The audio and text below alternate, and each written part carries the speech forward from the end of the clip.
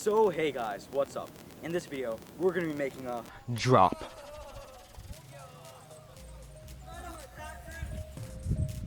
Alright, so this is my room, and I'm just gonna be drawing 10 seconds on what the design is. So this is how my hill looks like. Here we have about half an acre of woods, which goes down slowly. And then to build this property, I'm pretty sure they either dynamite or use excavators to make it a plateau. Then it goes steep, flat again for the house, then steep again. But we only have this, we have this area to build, right? So here we have a berm and a berm. So we slalom. And then down here, we have our area. So what my plan is, we're gonna have maybe a 2-foot piece of wood that goes down, peeks up a couple inches, have a plank, 2 planks which go down, then we're gonna have this drop down. Super simple, right? Now I'll give you a top view. So this is how it looks like from the top. So over here we're gonna have ridges as a normal North Shore drop.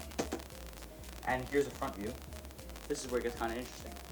So here we have our drop, right? So all of this wood is going to be reused from pallets or just random places. This is going to be completely free to me. So right here, since the pallet has an X, it has a hole, the pallet's going to go here, down, go here, down. This is going to be the ground level, so this will all be disappeared, right? So these are 2x4s, and then we're going to brace it with the pallet edges, and that'll be our drop. Let's get straight into building. Okay, so this is pretty much everything you're going to need. Almost all the wood here is free, except for these 2 long sections. I don't even know how long they are, but you could probably get for $5 at Home Depot in the unwanted section. So here are the tools we're going to go through. We have the impact driver, lag bolts and normal bolts, drill, saws, and a shovel or a post digger. So what you really need is a drill, lag bolts, saw, and a shovel. That's pretty much it. And then I'll show you how to disassemble the pallets in a video which is linked just above. And yeah, let's get straight into it.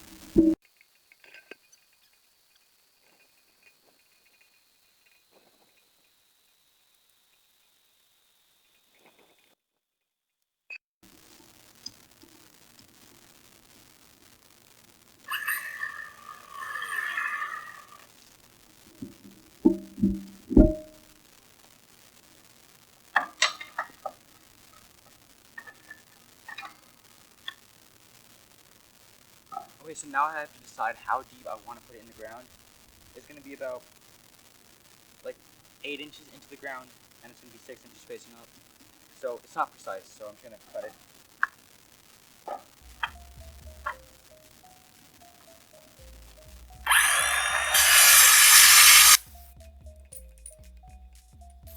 Okay, so as I said earlier, this is not precise. You just need to make sure they're even. So here I'm again.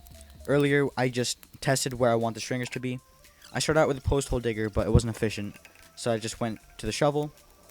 These are the pieces of wood we just cut, and I just put them in the ground and just buried it in dirt. And I tried to use a rock, but it's better to use small rocks and pack it down super hard with a hammer if you can.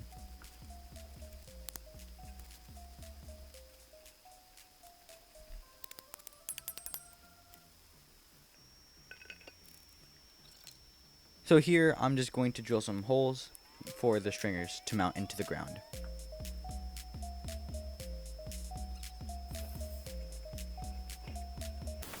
So now I'm going to drill the pilot hole for my light bulb.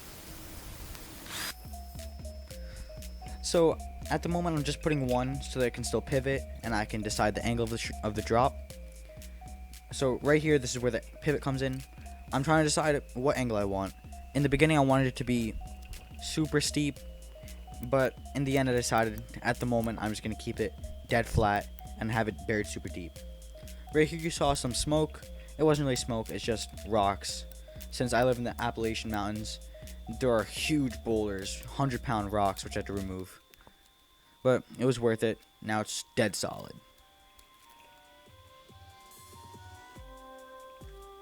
You're going to want your support beams at least a foot into the ground. Otherwise, they can pull out. I tested it with this depth, and it just came right out when I pulled it. So make sure it's nice and tight. And yeah.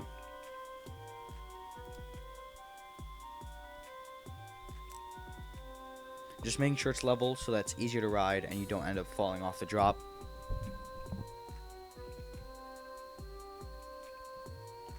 So this takes a lot of trial and error, deciding what angle you want. You should be able to ride it, but at the moment when this was recorded, I didn't have a bike because my original one was broken and I was waiting for one to get shipped, but that bike never came. So here I'm just putting in my live bolts for the front support beams. I had one that was a bit too long because I didn't want to go buy anything, but you just want to make sure it's nice and snug and it will never come out.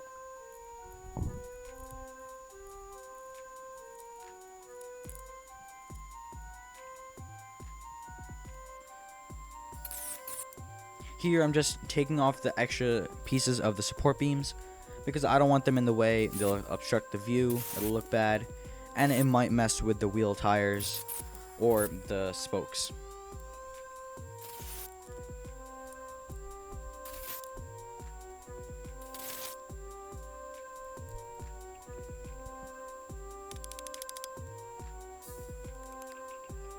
This is the exact method I used to pack dirt earlier with the hammer, using the top of it. Super effective. The ground will become rock solid. Here the post wasn't deep enough, but if it's deep enough and you use that hammer method and some water, it's never coming out. It's almost as hard as concrete. So here I got some deck screws. I'm just putting it in so I can stop the pivot and make sure that it's nice and solid.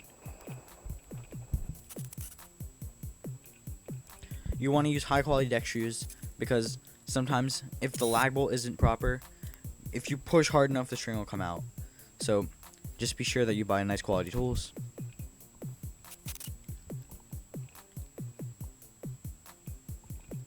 Okay, so so now I'm just gonna give you an aerial drawing of something that works, of how our drop's gonna be. So since we have this V shape, so it makes it a bit harder, we have to calculate the size of the slats because they're all going to be different, and if we have an overhanging slat here, it's just going to break. So we just use some math and just use slope. So I put one slat here, put a 1/4 inch gap, and put another slat here. I want 1 inch overhang, so I use 1 inch, 1 inch, 1 inch, 1 inch, right? So then I realized that each slat is going to be 0.5 inches smaller than the last one, and that will work for every single slat after that. So that's just a quick and dirty, simple idea. So let's go straight to cutting it. Okay, so this is the thickest slat I have. So for this one, I'm just going to be measuring 23 because that's how big I want the first one. Just take a Sharpie, mark it. And this is its great invention. I don't even know what it's called.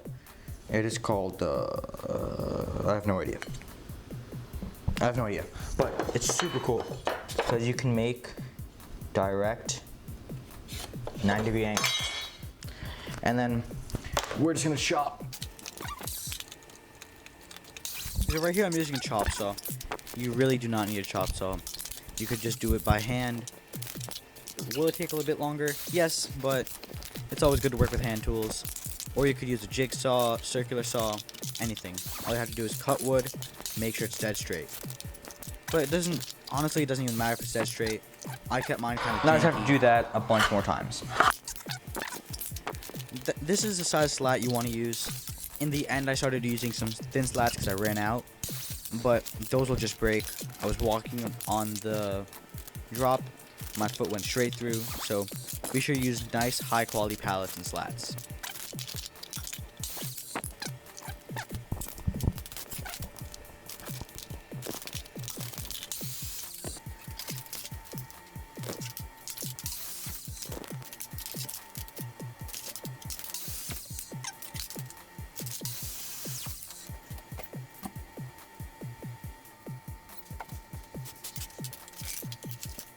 Right here I just put a respirator on because it was just getting in my nose, and I hate that feeling with sawdust all in your mouth. And it's also good for health in the long run. This is one of the bad slats. I still ended up using it and using it as 2 smaller slats, but it's always good to have nice thick slats. And this color slat is the one that broke on the drop. But you know, you learn, and it was worth it. So this is where I went to go put brad nails, and then I screwed in the slats. I put brad nails in first just because I thought it was easier, and the slats would stop moving. Then I used individual bolts on each side. The camera stopped recording, but here's just a quick overview of what it looked like. It was pretty effective, and they were not going anywhere.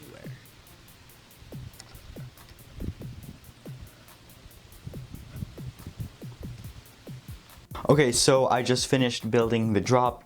At the end, the camera stopped recording, so I just took some screwdrivers, a drill, and just drilled in every single screw. That worked quite well. It's all pretty solid.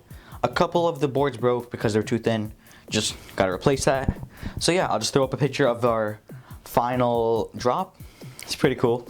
It works to what I want to. And yeah, if you enjoyed this video, if you learned something, be sure to like and subscribe, and I'll see you next video.